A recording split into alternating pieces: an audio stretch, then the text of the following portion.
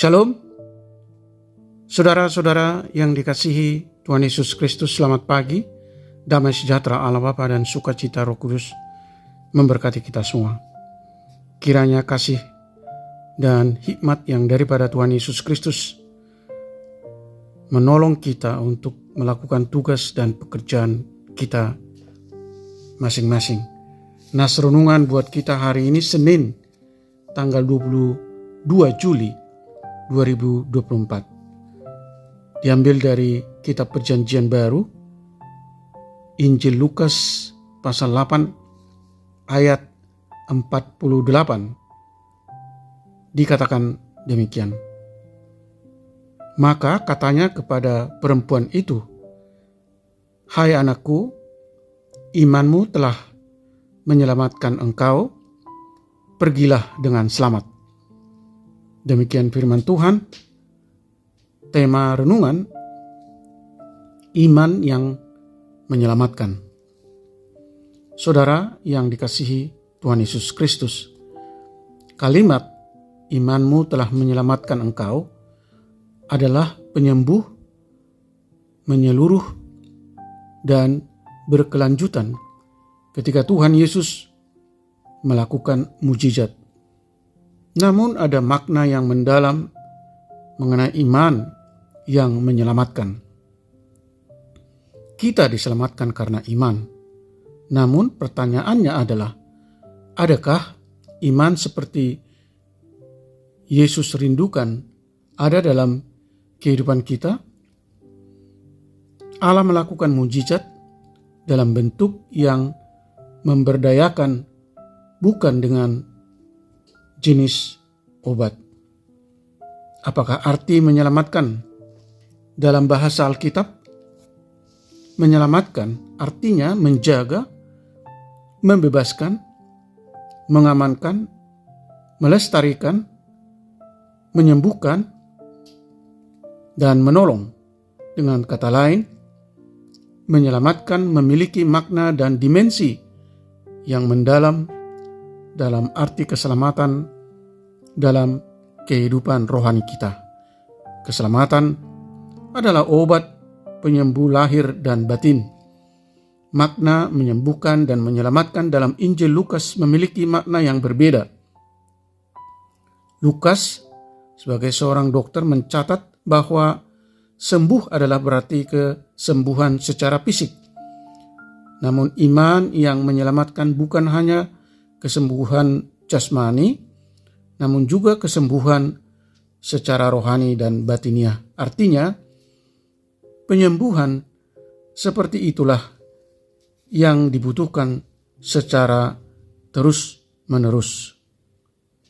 Saudara yang dikasihi Tuhan Yesus Kristus, kita akan belajar tentang iman yang menyelamatkan dari 4 kisah yang tercatat secara lengkap dalam Injil Lukas. Pertama, perempuan yang berdosa, yaitu yang diceritakan di dalam Lukas pasal 7 ayat 44 sampai dengan 46.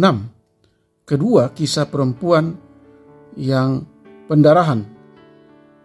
Lukas pasal 8 ayat 44 sampai dengan ayat 48. Ketiga, kisah tentang 10 orang kusta yang disembuhkan diceritakan di dalam Injil Lukas pasal 17 ayat 15 sampai dengan 20. Dan keempat, kisah mujizat Bartimeus yang buta dipaparkan dalam Lukas pasal 18 ayat 35 sampai dengan 43. Artinya bagi Lukas iman itu berperan penting bagi orang percaya. Saudara yang dikasihi Tuhan Yesus Kristus, carilah, mintalah kesembuhan secara jasmani dan rohani dari Tuhan kita Yesus Kristus. Amin. Mari kita berdoa. Ya Tuhan Allah Bapa di surga, Allah yang Maha Kasih, Berilah kami iman yang berkualitas menyelamatkan dan terwujud dengan perbuatan kasih kepada Yesus dan memiliki kesadaran bahwa kami hidup adalah karena pengampunan dan belas kasih Allah. Oleh karenanya kami terpanggil untuk berbuat kasih dan kebaikan kepada sesama. Tolong kami Tuhan untuk menjalani hidup ini tetap tekun, setia, dan memiliki semangat untuk terus berjuang dan berusaha mencari Allah. Ajar kami untuk mengerti dan memahami bahwa iman yang menyelamatkan adalah iman yang menghasilkan ucapan syukur atas kebaikan Tuhan. Memahami dan sadar bahwa hidup kami adalah karena anugerah dan kebaikan Tuhan. Berkomitmen untuk mengikut Yesus dan memuliakan Allah sampai selama-lamanya, bahkan sampai kedatangan Tuhan Yesus yang kedua kali. Berkati kami Tuhan, anak-anak Tuhan, para pendengar renungan pagi ini, hamba-hamba Tuhan dimanapun mereka berada.